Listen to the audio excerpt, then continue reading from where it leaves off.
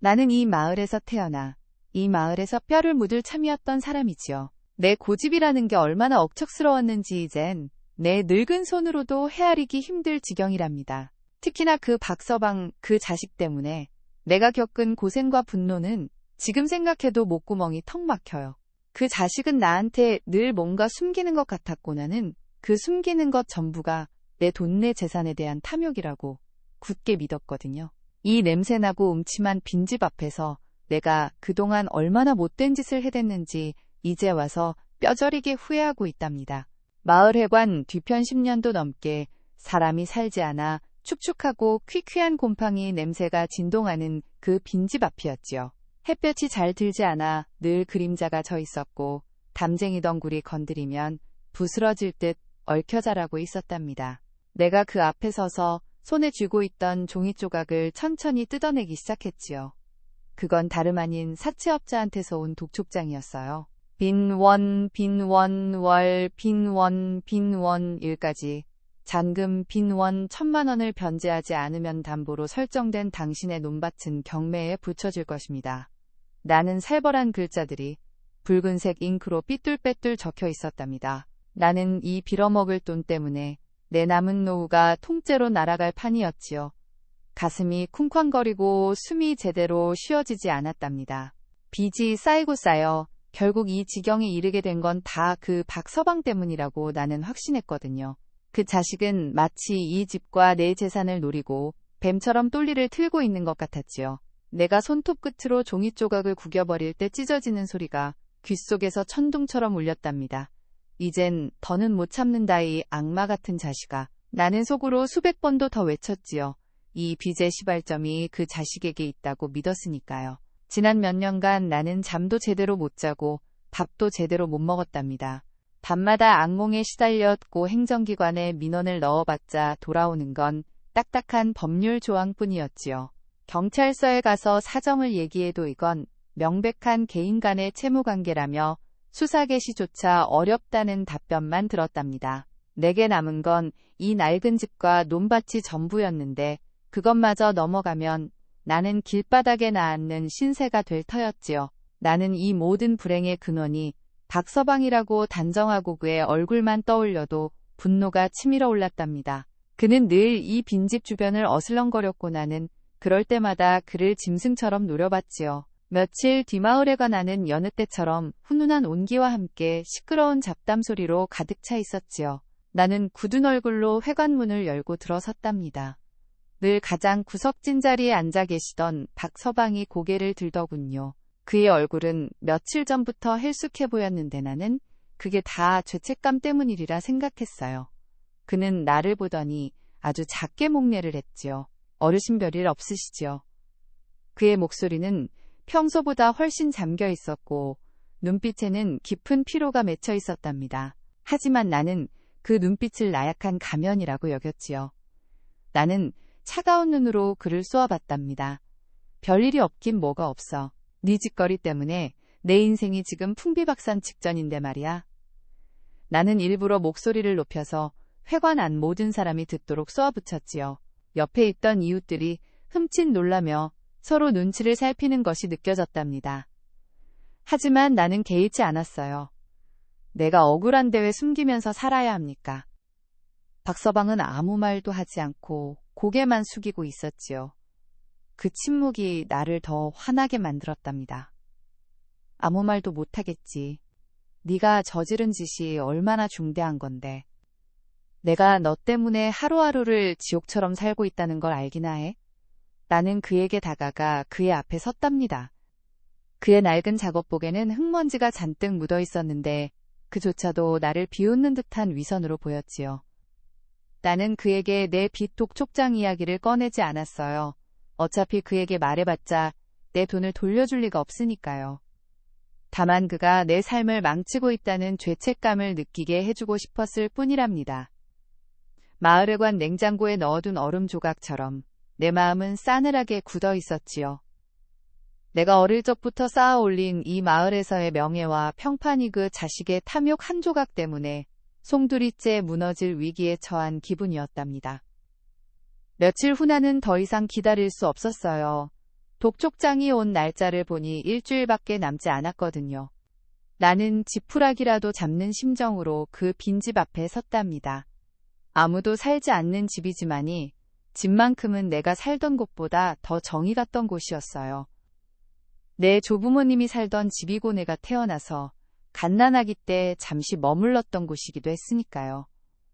하지만 지금은 흉가 취급을 받고 있었지요. 마을 사람들은 그 집을 박씨 가문이 망하는 기운이 서려 있다며 꺼렸거나 역시 그 흉흉한 소문에 휩쓸려 그 집을 늘 경계했답니다. 나는 굳게 닫힌 대문을 힘주어 밀었어요. 녹슨 경첩이 삐걱거리는 소리가 을신연스럽게 울려 퍼졌지요. 박서방이 혹시라도 이 근처에 있을까 싶어 주변을 두리번거렸지만 텅 빈 골목길에는 바람소리 외에는 아무것도 없었답니다. 내가 그 빈집에 들어선 이유는 단 하나였어요. 그 자식이 이 집에 뭔가를 숨겨두었을 거라는 막연한 의심 때문이었죠. 아마도 내가 갚아야 할 빚과 관련된 불리한 증거를 인멸하려고 했을 거라 생각했어요. 나는 흙먼지가 쌓인 마루를 밟으며 주머니에서 낡은 종이 뭉치를 꺼냈답니다. 그것은 예전에 박서방에게 맡겼던 부동산 관련 합의서였어요. 그때 그 자식이 내게 어르신이 복잡한 서류 일은 제가 다 처리해드릴게요 라며 친절하게 나섰을 때 나는 그를 믿었지요. 얼마나 어리석었는지. 그 합의서는 사실상 내 재산의 소유권을 박서방 쪽으로 넘길 수 있는 매우 위험한 내용이 담겨 있었답니다. 나는 그 합의서 원본을 돌려받아야 했어요. 그것이 내 마지막 남은 방어선이었거든요. 나는 마루 구석에 쭈그리고 앉아곰팡이 냄새를 들이마시며 합의서를 삽사시 훑어봤지요. 흙먼지가 잔뜩 묻은 손으로 서류를 뒤집고 또 뒤집었지만 원본은 보이지 않았답니다. 어디다 숨긴 거야 이 괘씸한 놈아. 나는 속으로 분노를 삼키며 온 방을 뒤지기 시작했답니다. 방을 뒤지던 중 나는 안방 귀퉁이에 세워진 낡은 장롱 옆 벽에 붙어있는 이상한 종이 한 장을 발견했어요. 그것은 붉은색으로 복잡한 글씨들이 휘갈겨져 있었는데 누가 봐도 흉흉한 부적처럼 보였답니다. 마을 사람들의 흉흉한 소문이 귓가에 맴돌았지요. 저 집은 흉해서 사람이 살 수 없는 기운이 서려 있다고들 했었거든요. 아마도 이 부적이 이 집의 흉한 기운을 더 강하게 만든 주범일 거라고 나는 직감했어요. 박서방이 이 집에 자주 드나들었던 이유도 어쩌면 이런 기운과 관련이 있을지도 모른다고 생각했답니다. 나는 주저없이 그 부적을 떼어내려고 손을 뻗었어요. 끈적하게 벽에 붙어있는 것을 억지로 뜯어내자쩍하는 소리와 함께 부적의 일부가 찢어졌지요. 그 순간 온몸에 소름이 돋는 듯한 불길한 기운이 감도는 것 같았답니다. 나는 그 찢어진 부적 조각을 움켜쥐고 낡은 집을 뛰쳐나왔어요. 마치 이 집의 아군을 나 스스로 끌어안고 도망치는 기분이었지요. 이 부적만 없으면이 집의 흉한 기운이 사라지고 내 재산도 안전해질 거라고 맹목적으로 믿었답니다. 나는 숨을 헐떡이며 마을길을 가로질러 내려갔어요. 길가에는 여름 햇볕에 잘 익은 토마토들이 주렁주렁 매달려 있었는데 내 눈에는 그저 핏빛으로 보였답니다. 마을길을 걸으면서도 나는 씩씩거렸어요. 찢어진 부적 조각이 소나기에서 땀에 절어 축축해지고 있었지요. 그때 저 멀리서 흙먼지를 일으키며 자전거를 타고 오는 박서방이 보였답니다. 그는 짐을 가득 실은 수레를 끌고 가는 길이었어요. 나는 그를 보자마자 멈춰 서서 그 자리에 못 박힌 듯이 서 있었죠. 분노가 온몸의 피를 끓게 만들었답니다. 드디어 잡았다 이 속임수꾼. 나는 핏대를 세우며 그에게 달려갔어요. 박서방은 내가 오는 것을 보고는 자전거를 멈추고 나를 불안한 눈빛으로 바라보았지요. 어르신 왜 그러십니까? 그의 목소리에는 방금 전 마을회관에서보다 더 큰 당황스러움이 묻어 있었답니다. 나는 그의 눈을 똑바로 쳐다보며 내가 얼마나 그를 경멸하는지를 온몸으로 보여주었지요. 너 그 합의서 원본 어디다 처박아놨지? 당장 내놔. 나는 찢어진 부적 조각을 그의 얼굴 앞으로 휙 던지듯 내밀었답니다. 이런 흉물까지 붙여놓고 내 재산을 노린 게 분명해.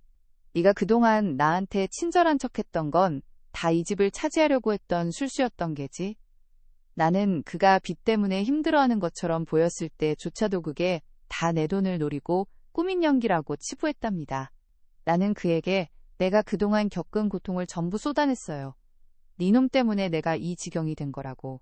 이젠 더 이상 못 참는다. 당장 이 빚과 관련된 모든 서류를 내놔. 안 그러면 내가 이 마을에서 너 같은 사기꾼을 가만히 둘 것 같아? 나는 그 자리에 주저앉아 울고 싶은 심정이었지만 내 고집이 나를 붙잡았지요. 나는 그가 내 재산을 가로채기 위해 이토록 집요하게 구는 악당이라고 생각했거든요. 박서방은 내가 던진 부적 조각을 천천히 주었어요. 그는 그걸 쥔 채 한참을 말이 없었답니다. 그 침묵이 나를 더욱 불안하게 만들었지요. 나는 그가 이 모든 것을 부인하고 오히려 나를 미친 사람 취급할까봐 두려웠답니다. 나는 그를 노려보며 다시 소리쳤지요. 왜 대답이 없어? 네가 나한테 저지른 짓이 얼마나 큰데. 내가 이 땅에서 땀 흘려 일궈서 세운 내 재산이야. 그걸 네 더러운 손으로 넘보려 하다니 천벌을 받을 놈. 박서방은 천천히 고개를 들었는데 그의 눈빛에는 분노가 아닌 깊은 슬픔이 서려 있었어요. 그는 입술을 달싹였지만 아무 말도 하지 못하는 듯 했답니다. 결국 그는 나를 피해 휙 돌아섰고 자전거를 끌고 낡은 빈집 쪽으로 다시 향했지요. 나는 그가 짐을 꾸리는 줄 알았어요.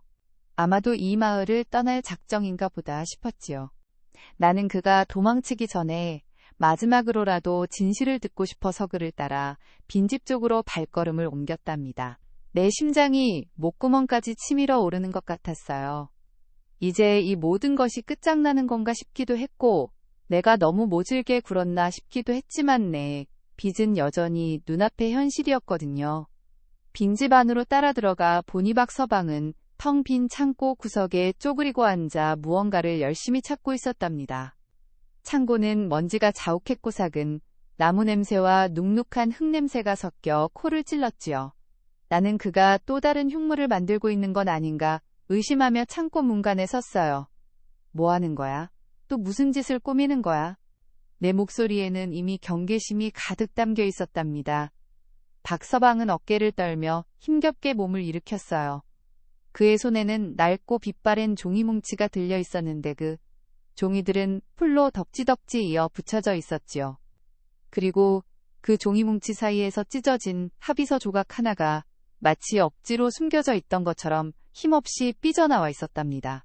내가 아까 찢어버린 그 합의서 조각과 똑같은 종이었어요. 나는 숨을 들이켰지요. 그건 뭐야? 네가 숨겨둔 거야? 나는 그에게 달려가 그 뭉치를 낚아채듯 가져왔답니다. 박서방은 저항하지 않고 그저 멍하니 나를 바라만 봤어요. 나는 그 뭉치를 펼쳐보았는데 놀랍게도 그것은 내가 그에게 맡겼던 합의서의 원본이 아니었어요. 그것은 마치 수십 장의 서류를 덧대어 엮은 듯한 굉장히 복잡하게 얽힌 종이 뭉치였답니다. 그리고 그 사이에서 내가 찢어버린 그 합의서 조각과 함께 내가 전혀 보지 못했던 또 다른 합의서 조각이 발견된 거예요. 하나는 내가 알고 있던 재산 담보에 관한 내용이었고 다른 하나는 너무나도 기묘한 내용이었답니다. 손에 쥔 합의서 조각들을 멍하니 바라보는 내내 손이 미세하게 떨리기 시작했답니다. 나는 아까 찢어진 부적 조각을 움켜쥐고 있던 다른 손을 펴서 부적 조각과 이 찢어진 합의서 조각들을 나란히 놓아봤어요. 그때 찢어진 부적 조각의 뒷면이 우연히 내 시야에 들어왔지요. 내가 너무 분해서 뜯어냈을 때 그 뒷면은 볼 생각도 못했어요. 부적이라고 생각했으니 당연히 뒷면이 어떻든 상관없었거든요. 그런데 그 뒷면에는 붉은 먹으로 쓴 글씨가 빼곡하게 적혀 있었답니다. 그리고 그 글씨들은 내가 아까 발견한 또 다른 합의서의 내용과 기묘하게 연결되고 있었어요. 나는 이 낡은 부적 조각과 합의서 조각들을 필사적으로 맞춰보려 애썼답니다. 온몸에 핏줄이 곤두서는 기분이었어요. 내가 그토록 혐오했던 흉물이라고 생각했던 부적이 사실은 이 모든 빚의 진실을 감싸고 있는 무언가였던 거지요. 나는 엉망진창이 된 종이들을 마구 헤집다가 그제야 온전한 형태로 재조합된 문장을 읽을 수 있었답니다. 그 문장은 이러했어요. 채무자 빈원 나의 이름에 재산에 대한 법적 효력은 만약 채무자가 빈원년 빈원월 빈원일까지 채무를 변제하지 못할 경우에만 발효되며 그 외의 모든 계약 조항은 무효로 한다. 단채무자가 정신적 고통이나 위협을 느낄 경우 보증인 빈원이 채무 변제 기간을 1년 연장할 수 있다. 나는 순간 숨이 멎는 것 같았지요. 내가 그 자식에게 맡겼던 그 합의서는 사실은 내 재산을 지키기 위한 조건부 계약이었던 거예요. 내가 빚을 갚지 못하면 재산이 넘어가는 건 맞지만 그 전에 박서방이 나의 보증인 역할로 서명했던 것이죠. 그리고 이 모든 것이 복잡하게 얽힌 서류들을 하나로 묶어놓은 것이 바로 저 흉물이라 생각했던 부적이었던 거랍니다. 나는 박서방에게 온 힘을 다해 그 찢어진 합의서 조각들을 던졌어요. 이게 다 뭐야? 너 나한테 거짓말한 거지? 이 서류는 대체 뭐야? 내 목소리는 이미 울부짖음으로 변해 있었답니다. 내 눈앞이 흐려지기 시작했어요. 박서방은 여전히 창백한 얼굴로 고개를 숙이고 있었지요. 어르신 제발. 그가 나를 부르는 소리는 마치 멀리서 들리는 메아리 같았답니다. 나는 그가 나를 속였다고 확신했어요. 왜냐하면 그는 이 모든 진실을 내게 먼저 말해주지 않았거든요. 왜 나한테 말을 안 해줬어?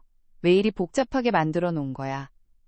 내가 이 빚 때문에 얼마나 고생했는지 알면서 나는 그에게 달려들어 그의 옷깃을 잡아챘답니다. 이 재산이 다 날아갈까봐 내가 밤잠을 설쳤는데 너는 뒤에서 이 모든 걸 조작하고 있었던 거 아니야. 그때 박서방이 힘없이 내 손을 뿌리치려 했지만 그의 손에 힘이 없었답니다. 그가 힘없이 힘을 뺀 그 순간 나는 그의 팔을 보았어요. 그의 오른쪽 팔뚝에는 붕대가 단단하게 감겨 있었는데 붕대 사이로 붉은 피가 스며나오고 있었답니다. 며칠 전 마을길에서 그를 만났을 때 그가 흙먼지를 묻힌 수레를 끌고 가던 것이 떠올랐어요. 단순한 노동이라고 생각했는데 그의 팔뚝은 심상치 않았답니다. 나는 그를 놓아주었고 그는 휘청거리며 주저앉았어요. 어르신 제가 다 처리하려 했답니다. 어르신께서 이 복잡한 서류들을 보시면 스트레스로 쓰러지실까봐 그의 목소리가 끊어질 듯 이어졌답니다. 그 빚 제가 대신 갚으려고 했어요. 제 이름으로 대출을 받아서. 이 부적은 그 사채업자들이 어르신 집을 쳐들어올 때 혹시라도 어르신이 놀라실까 봐 제가 몰래 붙여둔 거예요. 이게 그들이 들어오는 걸 잠시 지연시키는 일종 약속 같은 거였답니다. 사채업자들이 압박을 가해올 때 보통은 문을 부수고 들어오거나 협박을 일삼는다고 들었지요. 박서방은 아마도 그들이 들이닥치기 전에 내가 준비할 시간을 벌어주려고 했던 것 같아요. 그리고 그 복잡하게 엮인 서류들은 그가 나 몰래 처리하고 있던 채무승계와 관련된 서류들의 초안들이었던 거랍니다. 내가 그에게 맡겼던 합의서는 사실상 백지 수표나 다름없었는데 서방은 그것을 악용하는 대신 자신의 목숨을 걸고 재산을 지키려 했던 것이지요. 내가 찢어버린 부적은 그가 사채업자들과 거래하며 얻어낸 유예기간의 일종이었고 그 유예기간을 문서로 증명하기 위해 덧댄 합의서 조각들이 그 창고에 숨겨져 있었던 것이었답니다. 나는 그의 팔뚝에 감긴 붕대를 보았어요. 아마도 그 과정에서 빚쟁이들에게 맞았거나 아니면 자신이 대출을 받기 위해 급하게 서류를 처리하다가 생긴 상처였을 거예요. 나는 그제야 내 눈앞의 현실을 직시했답니다. 나는 이 모든 것을 오해했어요. 그는 내 재산을 노린 악당이 아니라 내 재산을 지키려다 자신의 모든 것을 걸었던 사람이었던 거지요. 나는 그를 짐승처럼 몰아세우, 고흉물 취급하며 저주를 퍼부었던 거예요. 나는 바닥에 주저앉았답니다. 흙바닥이었지만 지금 내가 앉아있는 곳이 얼마나 따뜻한 진실 위였는지 깨닫는 순간 온몸의 힘이 빠져나갔어요. 박서방. 내가 미쳤었나 봐. 나는 무너져 내렸어요. 내 눈에서는 통제할 수 없는 눈물이 쏟아져 내렸답니다. 마치 댐이 무너지듯 지난 몇 년간 억눌러왔던 죄책감과 후회가 터져나왔지요. 용서해 주시오, 서방. 내가 당신을 얼마나 나쁜 사람으로 봤는지 몰라요. 당신이 이렇게 고생하는 줄도 모르고. 내 목소리는 꺽꺽거렸고 온몸을 떨며 땅바닥을 손으로 두드렸답니다. 이 낡은 빈집마루의 곰팡이 냄새가 그 어느 때보다도 쓰라리게 느껴졌어요. 내가 떼어버린 그 부적은 흉물이 아니라 나를 지키기 위한 절박한 간절함의 조각이었던 거니까요. 나는 그날 그 빈집 창고 앞에서 며칠을 머물렀을 거예요. 박서방은 그 후로 병원에 입원했는데 알고 보니 그는 빚을 갚으려 무리하게 일한 탓에 위궤양까지 심해져 출혈이 있었던 거였답니다. 나는 매일같이 병문안을 갔어요. 회관에서 그를 향해 모질게 소리치던 내 모습이 자꾸만 떠올라 병실 문 앞에 설 때마다 심장이 철렁 내려앉았지요. 그는 늘 괜찮다고 했지만 그의 앙상해진 손과 쾌한 눈빛은 나를 용서하지 못하고 있었답니다. 어르신 저는 괜찮습니다. 그저 서류 정리가 잘 되었으면 좋겠습니다. 그가 나를 어르신이라고 부를 때마다 나는 그가 나를 얼마나 존중해 주었는지 깨달았지요. 나는 그에게 무릎을 꿇고 빌었어요. 박서방 당신이 내게 해준 것을 내가 어떻게 갚아야 할지 모르겠소. 내가 당신을 너무 모질게 대했소. 내 고집 때문에 당신의 희생을 몰라봤소. 나는 낡은 부적 한 장을 그의 침대 옆 탁자 위에 올려놓았답니다. 이제는 그 부적이 흉물이 아니라 기적의 증거처럼 보였어요. 나는 그에게 말했다지요. 이 부적 내가 잘 보관할게요. 당신이 나를 지켜준 증거니까요. 시간이 흘러 1년이 지났답니다. 박서방은 건강을 많이 회복했고 나는 그의 도움을 받아 복잡했던 채무관계를 모두 정리했어요. 물론 내 재산은 지켜졌지만 그 과정에서 내가 그에게 빚진 마음의 무게는 땅보다 더 무거웠답니다. 나는 더 이상 고집불통의 늙은이가 아니었어요. 마을 사람들은 내가 박서방에게 사과하고 그의 헌신을 인정했다는 사실을 알았지요. 사람들은 수군거렸지만 이번에는 존경의 눈빛이었답니다. 나는 그 후로 매일같이 빈집 앞으로 갔어요. 10년 넘게 흉가로 남아있던 그 집을 이제는 내가 직접 돌보기 시작했답니다. 담쟁이 덩굴을 걷어내고 삭은 문짝을 갈아냈어요. 내가 처음 찢어버렸던 독촉장처럼 흉흉했던 그 집의 기운도 점차 걷히고 있었지요. 나는 빈집마루에 앉아 햇볕이 잘 드는 창문을 보며 생각했어요. 이 집이 흉했던 것이 아니라 내 마음이 흉했었던 거로구나. 박서방의 헌신 덕분에 나는 이 낡은 집과 내 삶의 진정한 가치를 깨달았답니다. 나는 이제 이 집을 보살피면서 그 희생을 영원히 잊지 않을 거예요. 매일 해가 질 때마다 나는 박서방에게 따뜻한 밥 한 그릇을 건네고 그에게 진심으로 고마움을 전하곤 했답니다.